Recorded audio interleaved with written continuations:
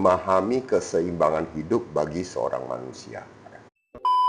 Berikut penjelasan secara terperinci mengenai keseimbangan hidup bagi seorang manusia mencakup berbagai dimensi yang saling terkait. Cara menjaga keseimbangan hidup. 1. Tetapkan prioritas. Mana yang paling penting dalam fase hidup saat ini.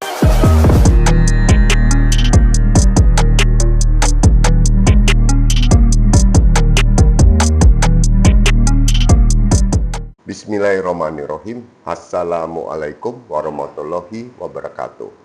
Pertama-tama mari kita bersama panjatkan puja dan puji syukur atas kehadirat Allah Subhanahu wa Ta'ala yang selalu melimpahkan rizki dan rahmat kepada kita semua. Tidak lupa sholawat serta salam senantiasa kita curahkan kepada junjungan kita Nabi Muhammad Sallallahu Alaihi Wasallam yang telah membawa kita dari zaman kegelapan menuju zaman yang terang. Hai Sobat Kohalim, selamat pagi semuanya. Semoga selalu dalam keadaan sehat walafiat. Topik kita di pagi yang berkah ini adalah memahami keseimbangan hidup bagi seorang manusia.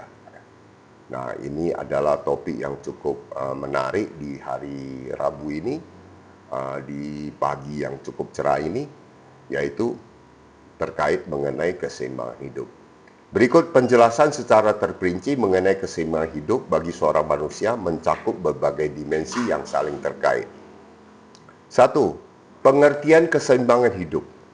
Keseimbangan hidup adalah suatu keadaan di mana seseorang mampu mengelola berbagai aspek kehidupannya. Fisik, mental, emosional, sosial, dan spiritual secara harmonis. Tidak terlalu fokus hanya pada satu area, misalnya pekerjaan, hingga mengabaikan aspek lain seperti keluarga dan kesehatan. Nah, keseimbangan ini dinamis, bukan statis. Artinya dapat berubah seiring waktu tergantung pada prioritas dan fase hidup seseorang. Nah, yang kedua, dimensi-dimensi keseimbangan hidup. Pekerjaan dan produktivitas. Menjalankan pekerjaan dengan profesional, efisien, dan penuh tanggung jawab. Mampu menetapkan batas waktu kerja, misalnya tidak terus-menerus lembur misalnya. Tidak membawa beban kerja ke kehidupan pribadi secara berlebihan. Nah, ini juga perlu diingat. Banyak kita menemui bahwa orang membawa pulang pekerjaan. Nah, ini juga tidak boleh. Karena ini akan membuat terganggunya keseimbangan hidup. Kalau di rumah, ya di rumah dengan keluarga. Tidak ada lagi pekerjaan.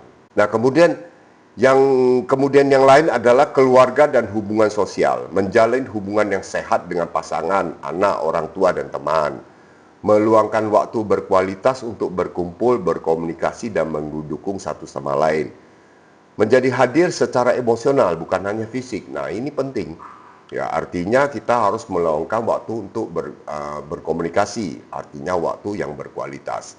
Jangan hadir badannya tapi otaknya kemana-mana, perasaannya tidak menentu. Nah, ini juga tidak boleh. Nah, kemudian yang ketiga kita bahas mengenai kesehatan fisik. Makan dengan gizi seimbang, tidur yang cukup dan berkualitas, berolahraga secara rutin menjaga kebugaran dan stamina. Nah, kemudian dilanjutkan lagi dengan kesehatan mental dan emosional. Menjaga kewarasan dan kestabilan emosi. Mengelola stres, kecemasan atau tekanan dengan cara yang sehat. Mampu beristirahat mental seperti mengambil waktu untuk me time, libur, atau meditasi. Nah, yang berikutnya adalah spiritualitas dan makna hidup. Melibatkan aktivitas yang menumbuhkan makna dan atau tujuan hidup. Bisa berupa ibadah, kegiatan sosial, atau refleksi diri. Menumbuhkan nilai-nilai moral, rasa syukur, dan ketenangan batin. Ya. Kemudian yang berikutnya adalah pertumbuhan pribadi. Terus belajar dan berkembang baik dalam karir maupun sebagai individu. Memiliki waktu untuk mengejar hobi, minat, atau pendidikan lanjutan. Menjadi versi diri yang lebih baik setiap waktu. Nah, ini memang agak mendalam nih pembahasannya. Ya. Nah, yang ketiga, ciri-ciri hidup yang seimbang. Nah, ini perlu diketahui. Tidak mudah kelelahan, nah, artinya energi cukup untuk bekerja dan bersosialisasi. Nah, ini ciri-cirinya nih. Tidak merasa bersalah saat istirahat, artinya mampu menikmati waktu luang tanpa tekanan. Ya. Kemudian hubungan yang sehat, yang artinya memiliki waktu untuk keluarga dan sahabat. Rasa puas dalam berbagai aspek, artinya merasa cukup dan damai dalam pekerjaan, keluarga, dan diri sendiri. mampu menetapkan batas, artinya tidak merasa harus menyenangkan semua orang. Nah, ini ciri-cirinya. Kalau ada ciri-ciri ini berarti hidup kita seimbang. Oke. Dampak jika tidak seimbang, burnout atau kelelahan mental, emosional, gangguan kesehatan, fisik atau mental, masalah hubungan dengan pasangan, anak atau teman, penurunan produktivitas dan motivasi, kehilangan makna atau arah hidup. Dan banyak justru yang akhirnya bunuh diri. Nah, ini berbahaya. Ya, sangat berbahaya. Karena ini bukan masalah ekonomi, ini masalah kepuasan mental. Nah, ini harus lebih diperhatikan. Nah, sekarang diberitahukan mengenai cara menjaga keseimbangan hidup.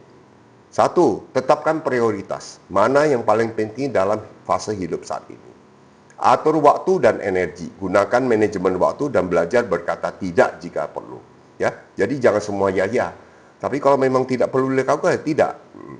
Lakukan refleksi rutin. Evaluasi setiap minggu atau bulan apakah ada aspek yang terabaikan.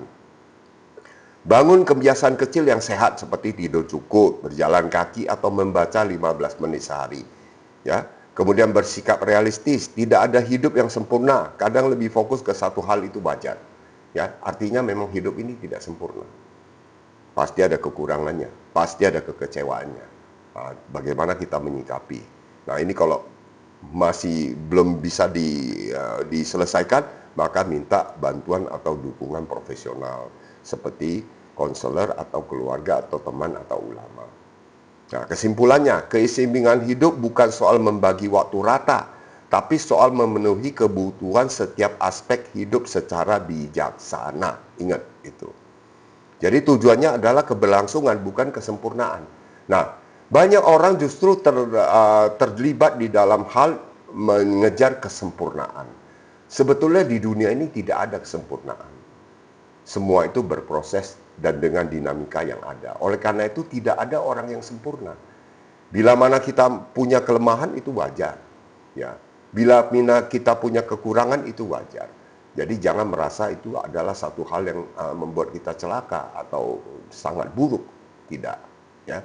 Justru dalam kehidupan ini kita berusaha untuk melengkapi diri, menyempurnakan diri, tentu dengan tuntunan agama Islam yang jelas, sesuai syariat. Oke, terima kasih kami ucapkan. Moga-moga topik yang kita bahas pagi ini bisa menarik dan bisa menjadi satu pengertian yang mendalam bagi para pemirsa, kaum muslimin, para mualaf, dan juga para subscriber. Mohon yang belum subscribe bisa segera subscribe, komen, like, and share. Dan juga jikalau ada yang masih kurang, kami mohon dimaafkan. Karena seperti tadi kami katakan bahwa hidup ini tidak ada yang sempurna. Semuanya pasti ada kekurangan. Ada kelebihan, ada kekurangannya. Oke, terima kasih. Semoga hari ini menjadi hari keberkahan. Semuanya bisa mendapatkan sesuatu hasil yang maksimal. Bila mana belum tercapai, bersabarlah dan terus berikhtiar. Dengan bantuan doa dan juga dengan keikhlasan hati, maka insya Allah semua akan terpenuhi. Ingat, semua ini kita jalankan sesuai kebutuhan, bukan karena keinginan. Karena kalau ada keinginan berarti kita terjebak dalam nafsu. Nah, kalau terjebak dalam nafsu, kita gampang untuk jatuh. Gampang untuk merasa sesat. Oke, terima kasih. Kita jumpa lagi di hari Jumat nanti. Semoga semua ini bisa menjadi pelajaran untuk kita, termasuk kami di sini menjadi motivasi dan juga inspirasi. Wassalamualaikum warahmatullahi wabarakatuh. Mari kita minum secangkir kopi di pagi hari. Bismillahirrahmanirrahim. Alhamdulillah.